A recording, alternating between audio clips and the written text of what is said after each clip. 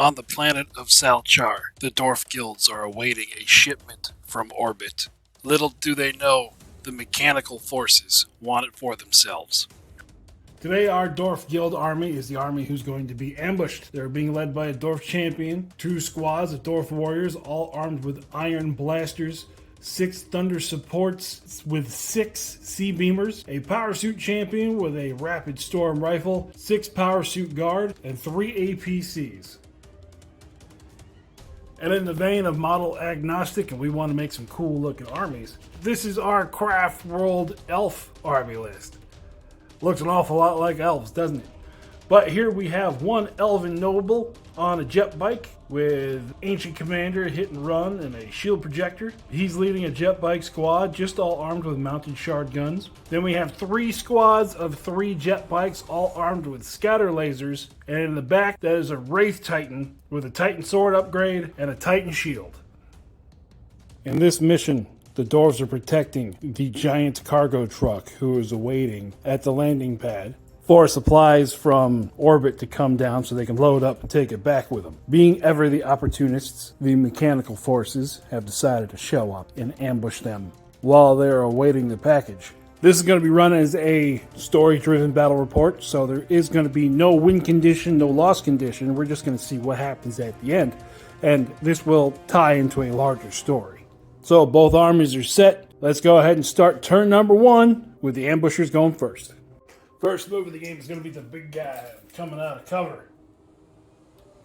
Go 12 inches to there. The alarm is raised, so the Dwarfs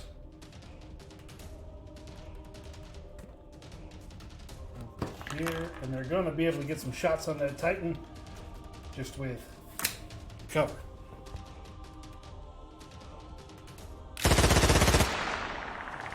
One round is able to pierce his shield, taking him down to 23 wounds remaining.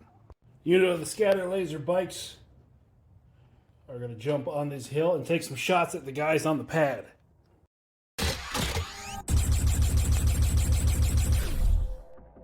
After the hail of laser fire, 2 wounds are caused to the squad. Other the Dwarf APC sees that it is going to be needed at the front here.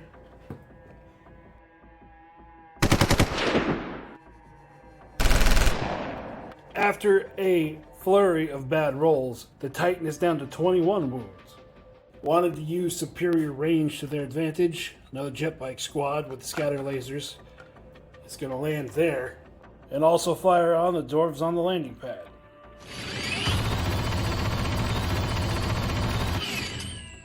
Under the weight of fire, one of the party goes down. The third APC realizes they are out of the fight where they're at, so they are going to go their full 16 double time move to get closer to the enemy. The last squad of scatter laser bikes is also going to come to the top of the hill and fire on the squad of Dwarfs on the pad.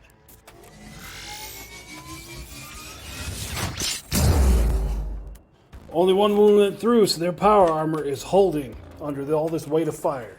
They've decided it's time to get into the fight, so they are going to move across the pad and fire into that jet bike squad that is popped up in range.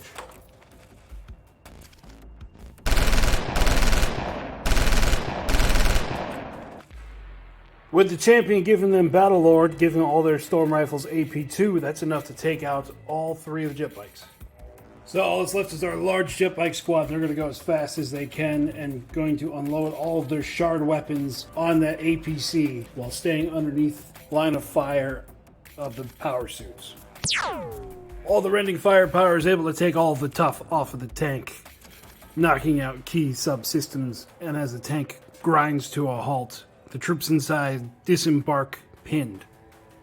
So the last activation is on turn 1 for the Dwarves. That squad that was just pinned is going to hold and unpin. And then the 2 squads and the tanks on this side have decided that they are just going to stay in the tanks because that's where they're much safer. Moving on to turn number 2.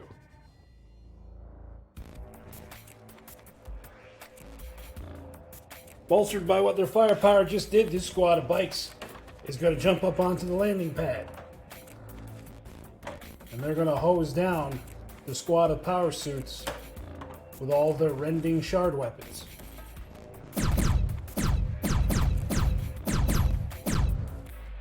After all the gunfire is over, they've done 8 wounds to the power suits. But they don't fail their morale tests. They're going to stand firm on the pad. The Dwarf tank on the other side is moving forward, and it's going to take some shots at the jet bikes in the hills.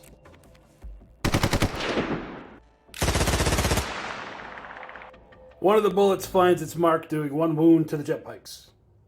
Seeing its opportunity, the Titan's going to charge into the Dwarven APC.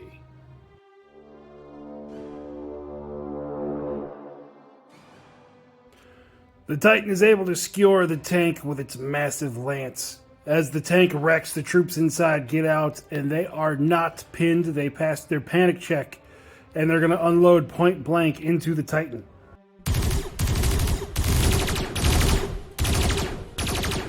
With the champions' extra AP on all their shots, they are able to have some shots strike home, taking the Titan down to 17 wounds. Seeing juicy targets in the open, the scatter laser jet bikes are going to move to fire at those Dwarf warriors.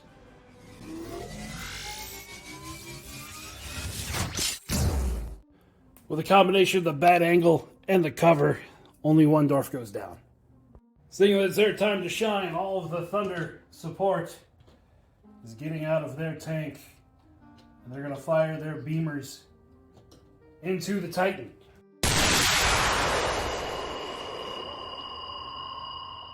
The beam set off a firework display, but in the end, only 1 more wound came off the Titan. He's down to 16. The jet bikes on the hill are just going to choose to stay in position and fire down onto the unarmored Dwarf warriors.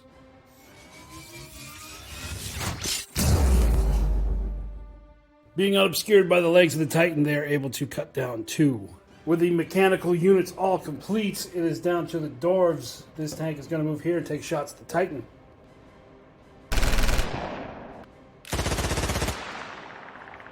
The shots are completely ineffective, and the Titan's still at 16 wounds. Looking for a way to get back in the fight, the Dwarves on this side are going to run underneath. So they're up underneath, and they're going to be entering the landing pad next turn. Now the Dwarves in power suits left on the pad, they've decided that, hey, we're Dwarfs. We're going to teach these mechanical buggers what's up as they charge into combat.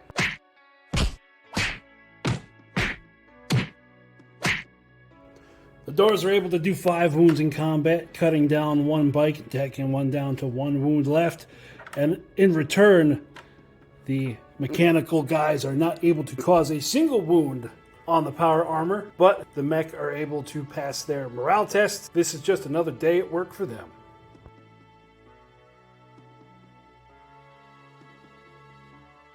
First activation of round 3, the jet bikes are going to jump over top of the power armored guys and come and say hello to the Thunderers, and then open fire with all of their shard weaponry.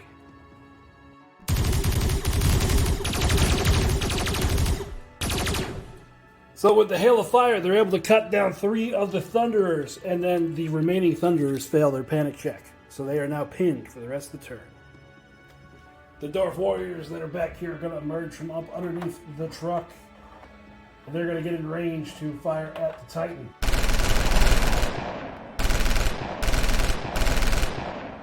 The Titan is now dropped to 14 wounds. Now the Titan has decided he's had enough of the little ones.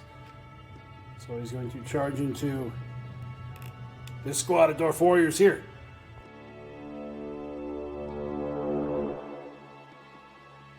And being able to cause 11 wounds, that's enough to take out the rest of the squad. The Titan is going to wiggle. It's 3 inches this way. Unable to get to the edge to see the jet bikes that they were fighting last turn, this squad is going to move forward and fire what they have at the jet bikes out in the open desert.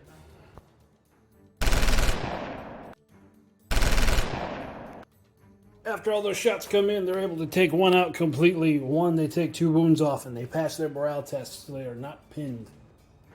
The jet bikes on the hill are going to fire at the power suit Dwarfs on the pad.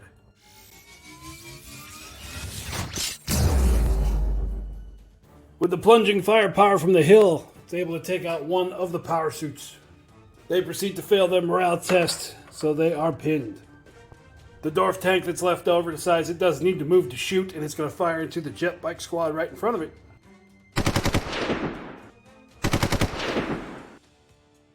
And the tank is going to be able to take out that jet bike that was previously wounded.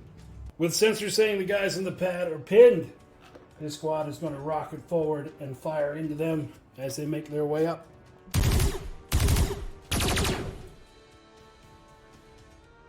With excellent shooting, they're able to do 3 more wounds, which means the last member of the parachute squad is gone. Last activation of the turn, the beamers are going to unpin.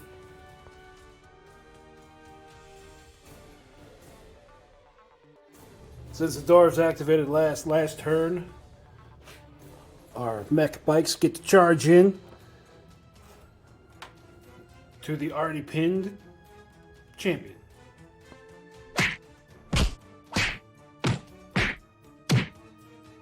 Between all their attacks, the bikes do 1 wound on the champion, and the champion, because he's pinned, needed a 6 to hit. Couldn't hit anything, so he automatically fails combat, which means he's already pinned. He fails, and he runs. The Dwarf Beamers sense they're under a lot of pressure. They're just going to go ahead and fire all their weapons into this jet bike squad.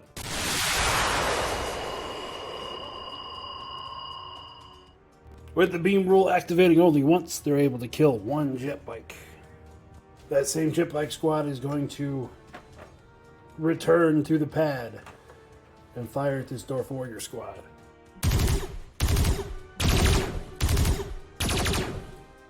With their relatively squishy bodies, 6 of them are going to go down to shard cannon fire. Then they promptly fail their command check, and they are pinned. With nothing much else to do, the APC is going to open fire into the Titan.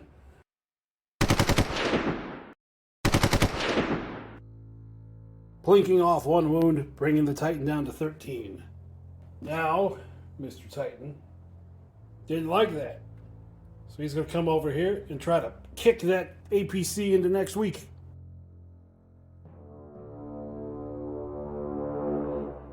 And the Titan does what the Titan does best. He's able to take 7 wounds off of the APC. Bang, crash, pow.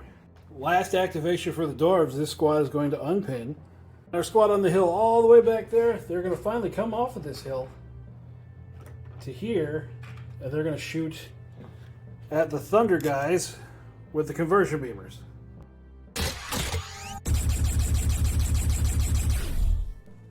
With the cover included, they're only able to do 1 wound to the Thunders.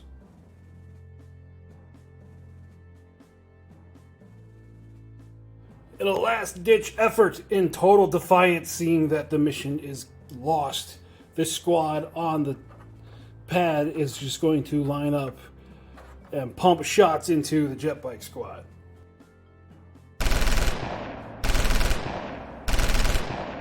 They're able to put 2 wounds on 1 of the bikes. The Titan pilot is tired and he's ready to go home, so he's decided to just step on the Thunderers.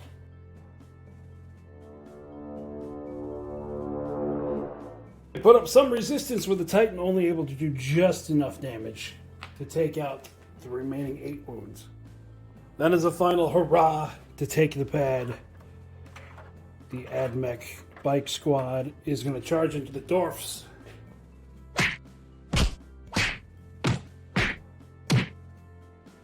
And with a flurry of blows, they're able to kill the last 4 remaining Dwarfs. Now, the game took 5 turns, but the conclusion is that the mechanical forces were able to kill off all the Dwarfs and have taken the landing pad to intercept anything coming from orbit that they might desperately need to continue building their war machines. So that's it, everybody. This has been my first real shot at a narrative battle report. I am in the middle of building a campaign setting for all the different armies that I have. Making my own solar system for the sci-fi armies to fight in. That way I can give them some stakes, and we can get some lopsided games with some good storytelling. And then for the fantasy armies, I am building them their own individual world to fight over, with different gods and deities and kingdoms and castles It's all coming together nicely. We're doing a whole bunch of terrain building. The little grot definitely likes to cut up blocks for me. So stay tuned to the War Boss Fitch channel, where you're going to see this kind of branch out into its own separate stories. We're also coming up on 500 subscribers, which means I might be able to open up memberships on the channel, which means I'm going to be able to make some small behind-the-scenes stuff for some people who want to jump in, and they can make their mark on these campaigns that I'm putting together. Since I don't have a Patreon, I might treat it kind of like that, where you can sign up, get yourself a character, and I'll put you on the battle map. I can even make corresponding models to whatever you guys want to make up. But that's a problem for future War Boss. Today's War Boss says, that's it today for the War Boss Fitch channel. Thanks for stopping by. Remember to like, subscribe, save, leave a comment, tell me what I'm doing wrong, yell at me. I hope you guys are all having fun out there, and we'll see you next time. Bye-bye.